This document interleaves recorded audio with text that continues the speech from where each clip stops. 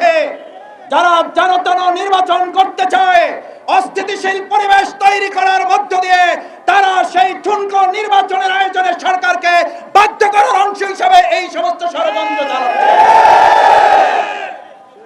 9 তারিখে ঘটনা সংঘটিত হয়েছে। আজকে সাংবাদিক সম্মেলন কেন?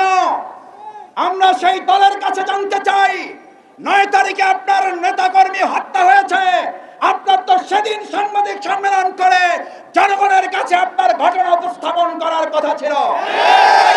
আমরা মনে করি, জনগণ মনে করে আপনারা আপনাদের অপকর্ম ধাপা চাপার দেওয়ার সব চেষ্টা ব্যর্থ হয়ে যাওয়ার কারণে জনগণের তোপের মুখে করে এখন আপনারা মানুষের সামনে। আমার ভাইয়েরা, আরেকটা কথা বলে শেষ করতে চাই।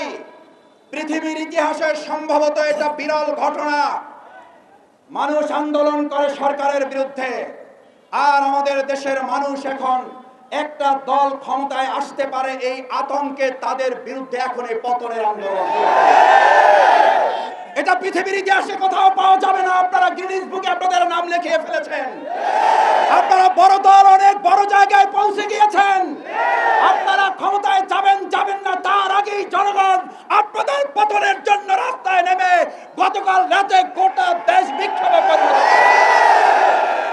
আমরা জুলাই আগস্টে যে স্লোগান শুনেছি, গত রাতে বিশ্ববিদ্যালয়, স্কুল, কলেজগুলোতে সেই স্লোগান শুনেছি। তার মানে আপনাদের প্রোগ্রাম থেকে এখন জয় বাংলার স্লোগান হয়। বাধ্য হয়ে জনগণ আজ আপনাদের বিরুদ্ধে মুখ খুলে ছাত্র জনতা আবার আরেকটা 5ই আগস্টের জন্য প্রস্তুতি গ্রহণ করছে।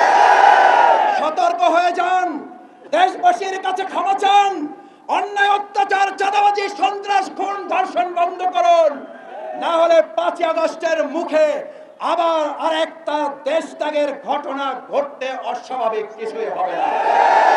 আসুন সম্মানিত ভাই এবং বন্ধুগণ, বাংলাদেশ জামাত ইসলামীর সেই আন্দোলন সংগ্রামের মধ্য দিয়ে একটা অবাধ, সুষ্ঠু, নিরপেক্ষ, অংশগ্রহণমূলক নির্বাচনের জন্য আমরা জনগণের পাশে থেকে এগিয়ে যাই।